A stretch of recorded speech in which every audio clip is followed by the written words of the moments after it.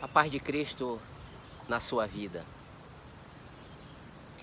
O livro de Gênesis, ele narra a criação de todas as coisas. Narra a criação do universo, narra a criação da família, o primeiro casal, Adão e Eva. Narra também os dois primeiros filhos de Adão e Eva.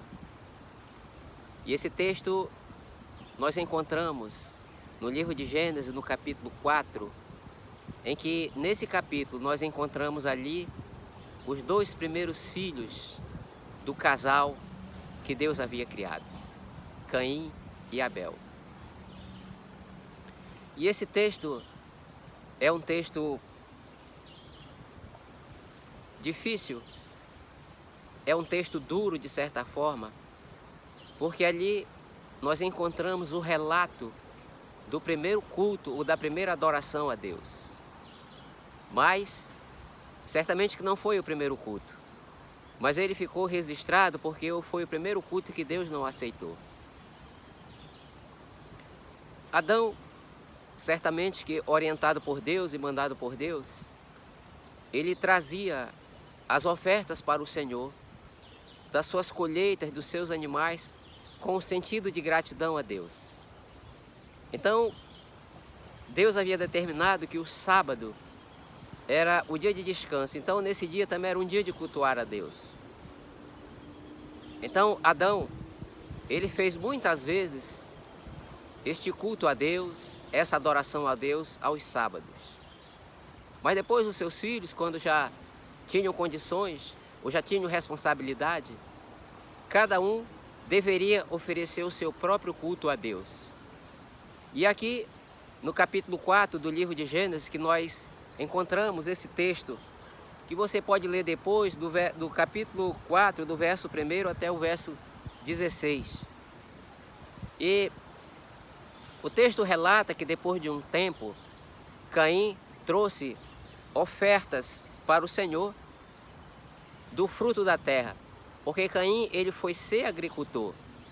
O seu irmão Abel, ele foi ser pastor de ovelha, ele foi cuidar de ovelha. E o texto relata para nós que depois de uns tempos, Caim, ele trouxe uma oferta ao Senhor. E o texto segue dizendo que Abel também trouxe uma oferta ao Senhor. Mas a diferença de um para outro é que o texto diz que Abel, ele trouxe do melhor. Ele trouxe as primeiras crias do seu rebanho, ele separou para o Senhor. E Deus aceitou a oferta ou o culto de Abel, mas não aceitou a oferta de Caim. E é impressionante porque aqui o texto ele nos afirma que quando Deus não aceitou a oferta de Caim, isso deixou ele transtornado, deixou ele irado. Mas Deus, que é um bom pai, ele chega para Caim e argumenta. E ele diz para Caim: por que você está assim furioso? O versículo 6 do capítulo 4. Se você tivesse feito certo, você acha que eu não aceitaria? É claro que eu aceitaria. Mas como você fez errado, eu não posso aceitar aquilo que é errado. Veja como Deus, ele é um pai bom, um Senhor todo-poderoso, mas ele vai argumentar com Caim para que ele mude de atitude. Deus está dizendo: olha, essa sua fúria, essa sua revolta, ela não é correta. Você deveria estar revoltado com você porque você fez errado. Você fez errado. E isso é uma resposta, uma reação muito natural dos seres humanos. Muitas vezes os seres humanos, eles erram, mas eles não gostam de ser corrigidos. E quando alguém fala ou alguém tenta corrigir, ele apresenta um ataque de fúria. Ele se enfurece contra a correção. E é isso que Deus está dizendo para Caim: olha, você deveria, Caim, era fazer o que é correto e não se revoltar com aquilo que você fez de errado. Veja uma coisa interessante também, é que muitas vezes os nossos fracassos nós jogamos para cima de outras pessoas.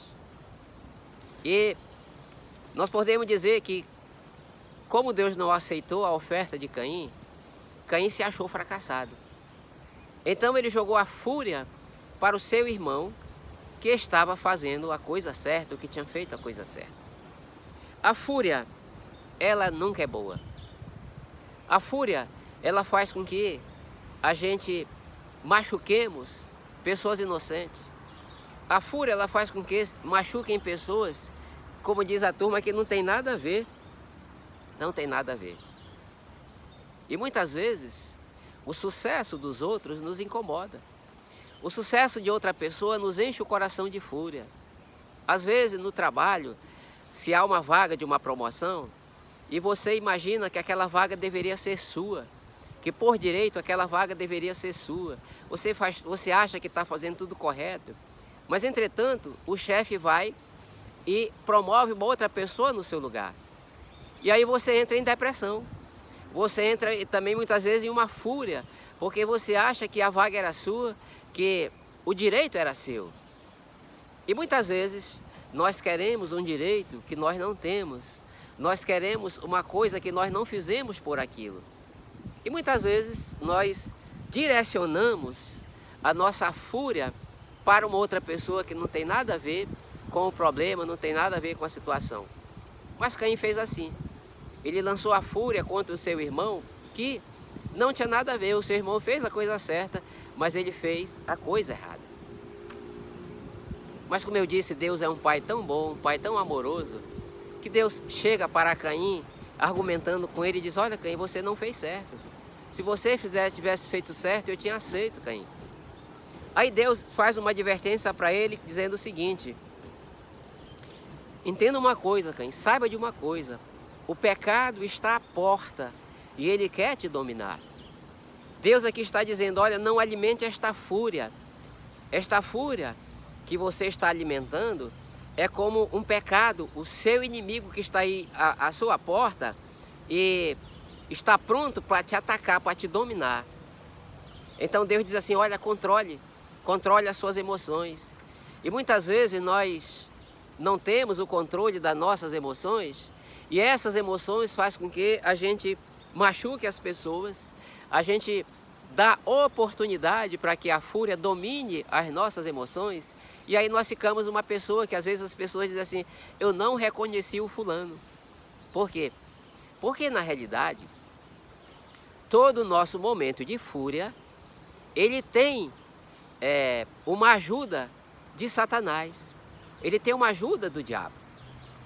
E o apóstolo Pedro, no capítulo 5 da sua primeira carta, e no versículo 8, ele diz o seguinte: cuidado, o diabo está inimigo de vocês, o diabo inimigo de vocês está ao seu redor, rugindo como leão, buscando a quem possa tragar. Então vejam que aquela fera que está do lado de fora, como Deus fala aqui para Caim, aquela fera é um leão faminto, um leão rugindo, buscando alguém que possa abrir a porta para que ele possa ser devorado, ele possa ser dominado, ele possa ser tragado pelaquela fera. Uma das coisas que Deus nos orienta é que as palavras de Deus, elas são sempre corretas para nós. As palavras de Deus, elas são sempre as melhores para nossas vidas. E Deus, como é um pai amoroso, ele nos orienta. Mas veja só, eu comecei falando que Caim e Abel aprenderam com seu pai Adão como deveriam fazer. Por quê? Porque Deus, ele não exige, ele não cobra aquilo que ele não ensinou. Porque imagine se Deus não tivesse orientado como deveriam ser, como deveria ser feito as coisas, e eles fizessem errado, eles tinham feito por ignorância. Uma criança de 2, 3 anos, elas não podem ser cobradas, uma criança dessa idade, de uma coisa de um adolescente ou de um adulto, porque elas não têm capacidade. A mesma coisa Deus. É por isso que Deus disse para Caim: por que você fez errado? Você acha que se você tivesse feito certo, eu não teria aceito? Aqui nós temos que tirar algumas lições a respeito disso. Adão ensinou para os seus filhos as coisas corretas. Adão ensinou como deveria fazer. Entretanto, cada filho, cada pessoa, ele vai decidir se faz ou não. Ele vai decidir se faz ou não. E muitas vezes nós orientamos os nossos filhos, mas os nossos filhos, quando adultos, eles têm a sua capacidade de tomar suas decisões. A Bíblia diz que o pecado dos pais não serão imputados sobre os seus filhos. Então, aqui nós temos então essa orientação de Deus, que nós devemos orientar os nossos filhos a fazer as coisas corretas. Nós devemos orientar os nossos filhos a fazer o que é certo.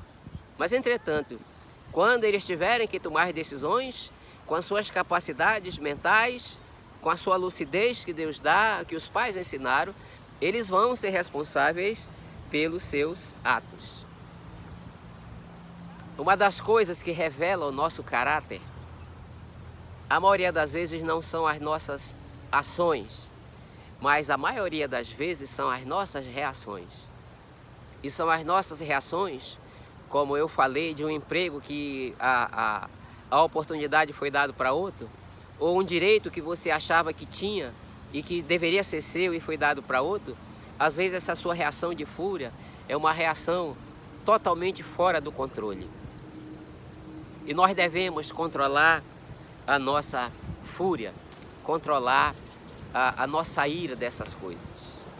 Mas quando nós lemos um pouquinho mais a palavra de Deus e percebemos a vida de Caim, na realidade, Satanás já vinha colocando na sua cabeça, o diabo já vinha colocando na sua cabeça uma revolta contra Deus, uma revolta de certa forma contra os seus pais e uma revolta contra o seu próprio irmão. O apóstolo João, quando ele escreve a sua primeira carta, no capítulo 3 e no versículo 12, ele dá uma orientação também. Ele diz assim: olha, não sejam como Caim, porque ele pertencia ao maligno e por isso ele matou o seu irmão. É o que nós lemos nesse capítulo 4 de Gênesis, a continuação da história. Depois, quando Deus argumenta com Caim que ele deveria fazer o que era certo, mas o seu coração duro, ele não quis obedecer a Deus. E muitas pessoas são assim. Eles não obedecem às orientações de Deus, não obedecem às orientações dos seus pais quando essas orientações são corretas. Então, eles são responsáveis pelos seus atos. E o texto aqui de Gênesis segue dizendo que Caim, depois de uns dias, chamou seu irmão, digamos assim: vamos lá ver minhas plantações como estão bonitas, vamos lá ver a melancia como está bonita, vamos ver as minhas frutas como estão bonitas. E o seu irmão inocentemente foi. E ali ele foi e matou o seu irmão. Então aquele homem perverso, como diz o apóstolo São João no capítulo 3 e no versículo 12, Satanás já tinha tomado conta da sua mente, tomado conta das suas ações. Deus advertiu: olha, cuidado com essa fera que quer te dominar. Mas entretanto, ele não ouviu as orientações de Deus e permitiu que o diabo fez uma parceria com Satanás para que ele dominasse a sua vida. É por isso que o apóstolo João, anos depois, escreve: não sejam como Caim, que pertencia ao maligno. Aquela revolta contra Deus era uma revolta alimentada, orientada por Satanás. É por isso que Jesus, quando ele fala, um texto que eu gosto de repetir, é um texto muito forte, mas as palavras do nosso Senhor, elas devem ser levadas em considerações. Jesus diz assim, no Evangelho de São João, capítulo 10, o versículo 10. O diabo, ele só vem roubar, ele só vem matar e ele só vem destruir. Deus aqui falou para Caim: cuidado, cuide das suas emoções, controle essa fúria e faça o que é certo, porque o inimigo está aí do lado de você, está do lado de fora. Não abra a porta do seu coração, não abra a porta das suas emoções para que ele possa lhe dominar. Porque quando ele domina, ele só vem roubar a sua paz, ele só vem matar ou usar você para matar os outros e só vem destruir. E quantas famílias que são destruídas, quantos relacionamentos que são destruídos, quantos irmãos que são mortos pelas fúrias dos seus irmãos. É importante aqui para nós que nós devemos sempre levar em consideração e com seriedade as orientações de Deus. Deus é um Pai que orienta. E numa época de hoje que nós temos a Bíblia e que você pode meditar, que você pode ler, nós não podemos argumentar com Deus e dizer assim, olha, eu errei, eu fiz porque não sabia. Porque nós temos Bíblia hoje em mais de 30 versões. E a Bíblia é um preço acessível a qualquer pessoa.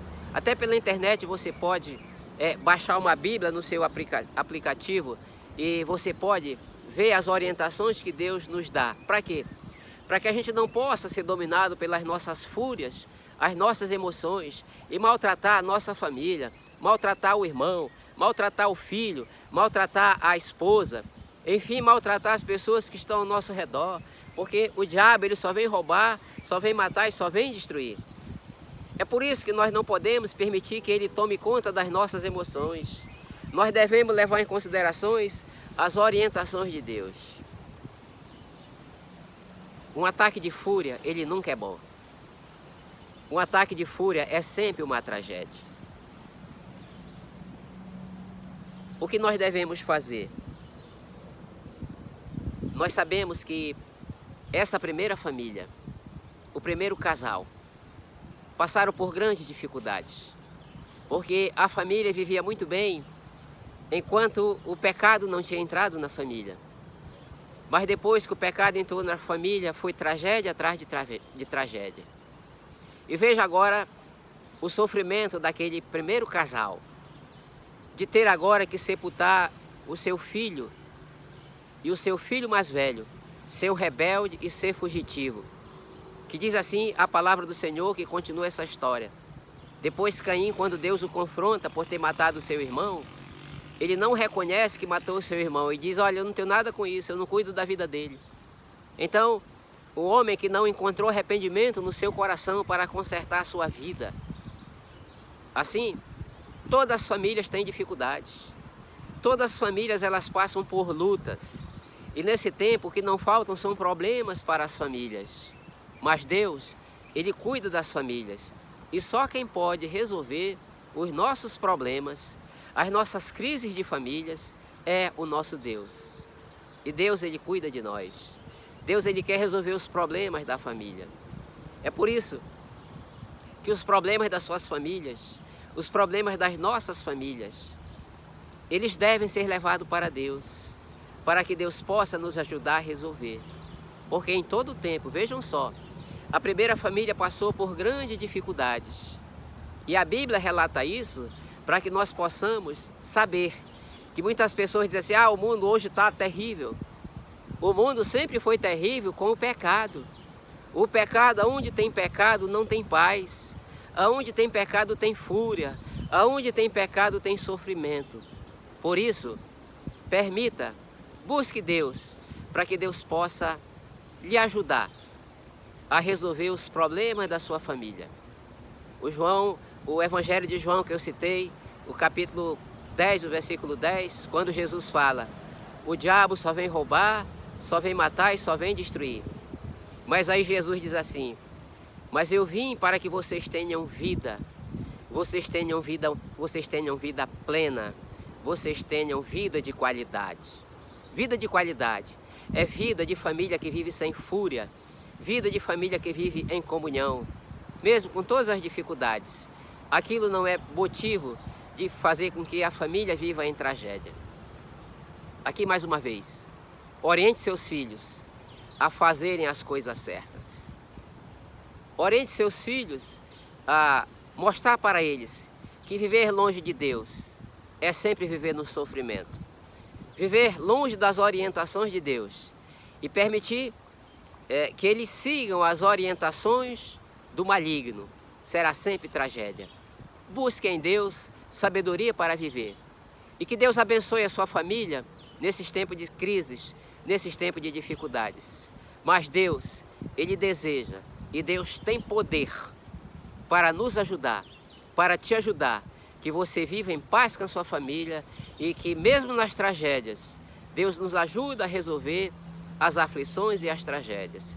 Que Deus nos abençoe.